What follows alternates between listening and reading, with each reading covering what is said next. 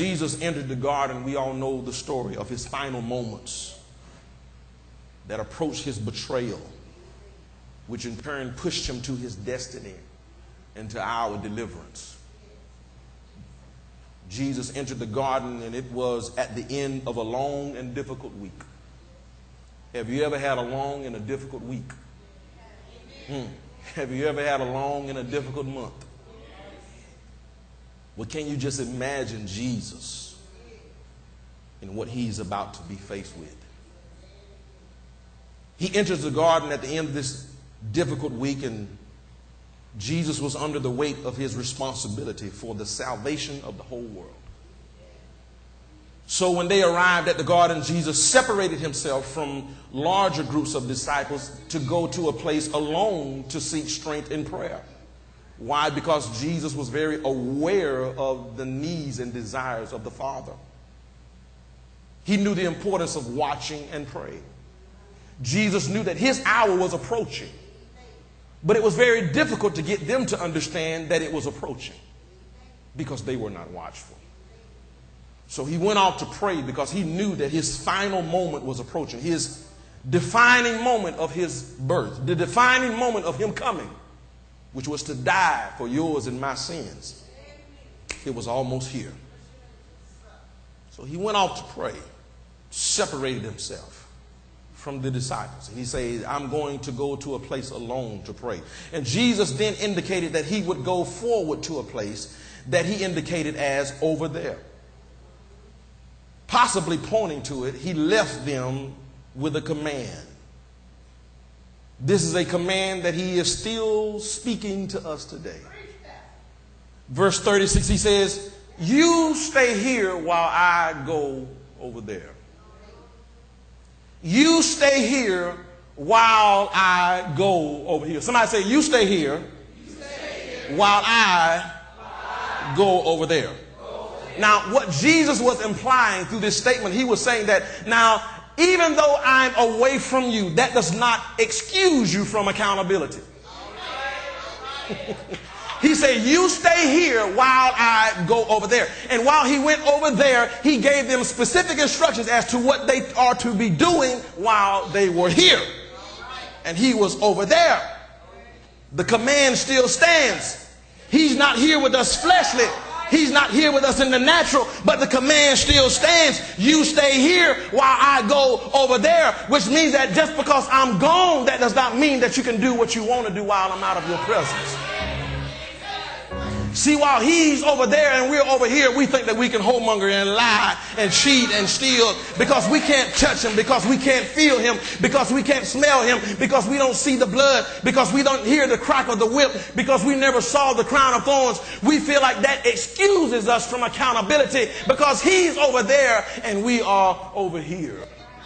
I noticed last night, Brother Jadon, at the final performance as we went to the cathedral, I noticed how people celebrated the performance of Jesus' crucifixion, how we celebrated the performance as he rose with all power in his hands. And that is fine. That is right. That is just. That is the appropriate thing to do. But do not forget, let's not just celebrate what he's doing over there.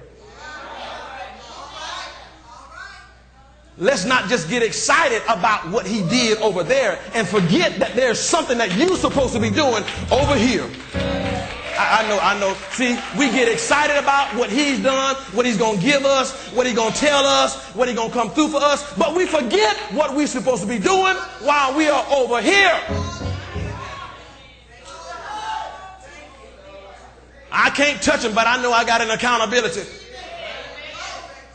I never saw them hit him. I never saw them pierce him in the side. I never saw it.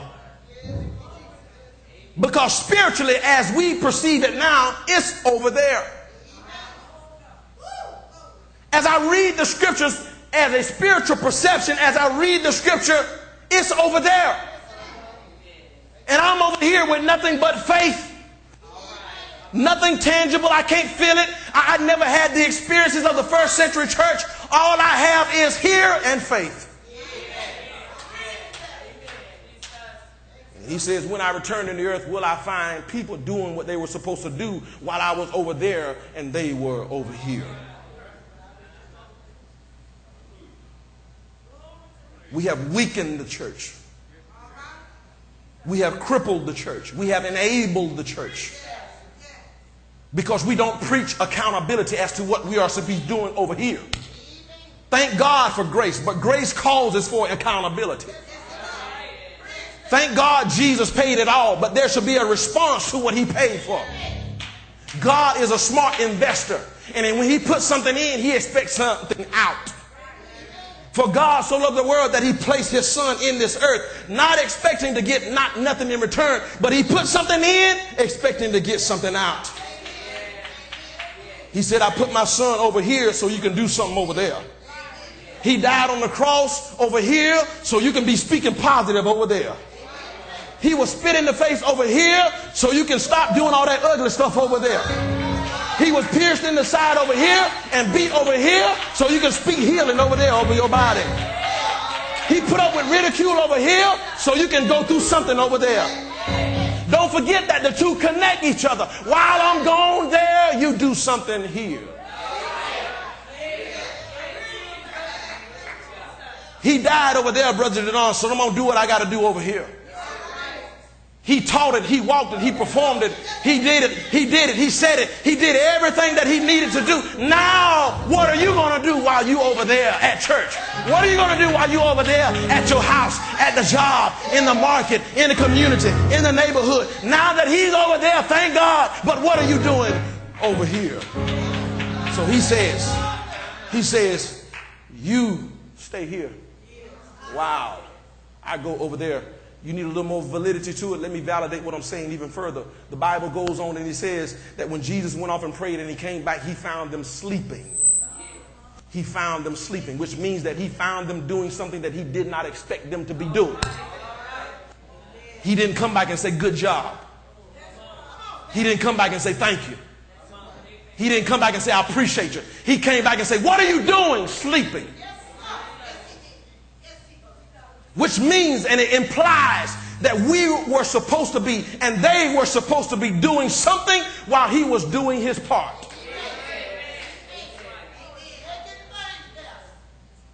What are you doing? What have you been doing? While I'm seated at the right hand, while I'm praying, while all the ways that have been made, I got the keys to death, hell, and the grave. I've done all these things for you. I am the ultimate high priest. I am the perfect sacrifice. I gave up everything for you. Now, what are you doing in response to my work? What are you doing? Watch and pray. They were unaware of what they were supposed to be doing as well as their surroundings.